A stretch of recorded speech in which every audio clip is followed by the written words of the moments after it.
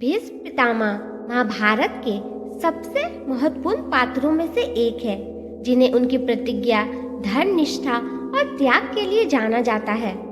उनके जीवन का अंतिम चरण, जिसमें वे तीरों की शैया पर लेटे थे, महाभारत के सबसे भावनात्मक और गहरे क्षणों में से एक है। लेकिन जब द्रौपदी, जो स्वयं महाभारत की एक केंद्रीय पात्र है, पितामह भीष्म को इस अवस्था में देखती है, तो उनके चेहरे पर हंसी आ जाती है। यह घटना अत्यंत प्रतीकात्मक और गहरी दार्शनिकता से भरी हुई है। इस घटना को समझने के लिए महाभारत के पात्रों, घटनाओं और उनके कार्यों को, जटिलताओं को विस्तार से जानना आवश्यक है। भीष्म पितामह का चरित्र और उनकी प्रतिज्ञा।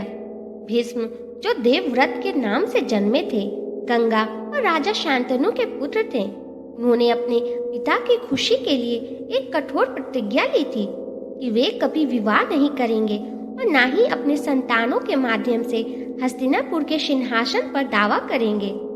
यह प्रतिज्ञा उन्हें भीष्म नाम का कारण बनी, जिनका अर्थ है भीष्म, प्रतिज्ञा करने वाला। भीष्म का जीवन त्याग, कर्तव्य और धर्म के आदर्शों से परिपूर्ण था, लेकिन उनके कार्यों और उनके निर्णयों ने कई बार नैतिक प्रश्न उठाए। द्रौपदी का जीवन और उसका भीष्म से संबंध। द्रौपदी राजा द्रुपद की पुत्री और पांडवों की पत्नी, महाभारत की कथा में न्याय और अन्याय के बीच संघर्ष का प्रतीक है। द्रौपदी का चीरहरण महाभारत के सबसे अपमानजनक और निंदनीय क्षणों में से एक है। जब कौरवों ने द्रौपदी का अपमान किया, तो सभा में उपस्थित सभी महारथी, यहाँ तक कि पितामह भीष्म भी मौन रहे।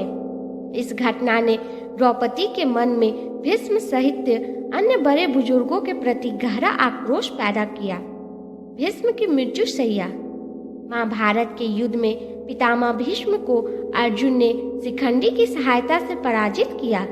शिखंडी, जो अम्बा का पुनः जन्म था, वो भीष्म ने पुरुष के रूप में देखा और युद्ध करने से मना कर दिया। अर्जुन ने इसे अवसर का लाभ उठाकर भीष्म को तीरों की शैया पर सुला दिया।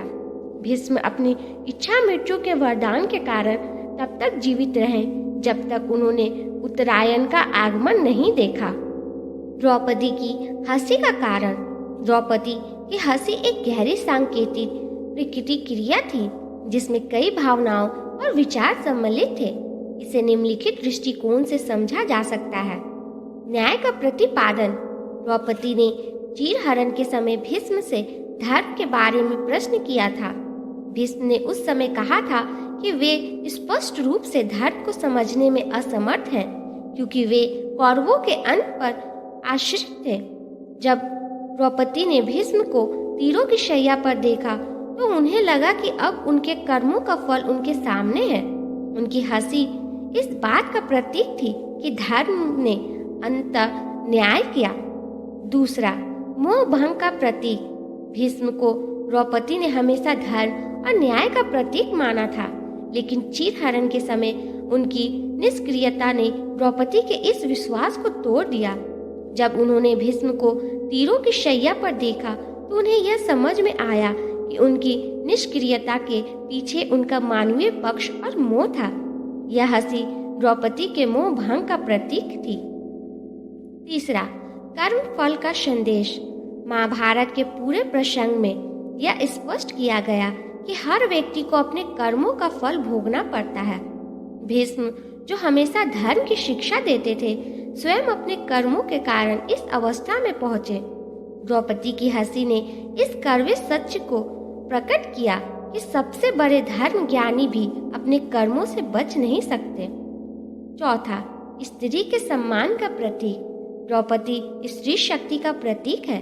जब उन्होंने भीष्म को तीरों की शैया पर देखा, तो उन्हें यह एहसास हुआ कि जिस व्यक्ति ने उनके अपमान के समय मौन साध लिया था, वह अब स्वयं असहाय अवस्था में है।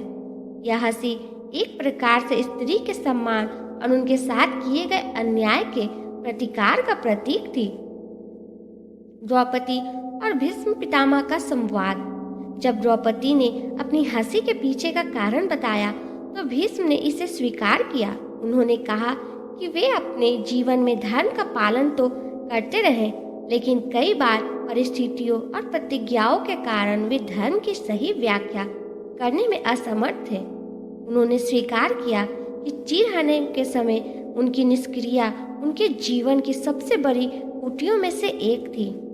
द्रौपदी की हंसी केवल व्यक्तिगत आक्रोश या कटाक्ष नहीं थी, बल्कि यह मानव जीवन के गहरे सत्य को उजागर करती है।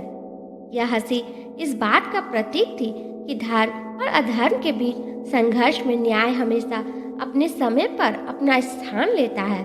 यह हमें यह भी सिखाती है कि हमारे कर्म, चाहे वे कितने भी अच्छे या बुरे हो, हमें अंततः उसी के अनुरूप परिणाम देते हैं। द्रौपदी की हंसी केवल एक साधारण प्रतिक्रिया नहीं थी, बल्कि यह महाभारत के पूरे नैतिक, सामाजिक और दार्शनिक ढांचे को प्रकट करती है। यह हंसी न्याय, कर्मफल और धर्म के गहरे सिद्धांतों की ओर संकेत करती है। भीष्म पितामह और द्रौपदी के इस संवाद ने यह सुनिश्चित किया है कि महाभारत न केवल एक युद्ध कथा है, बल्कि जीवन और धर्म के गूढ़ सत्य को समझने का एक माध्यम भी है।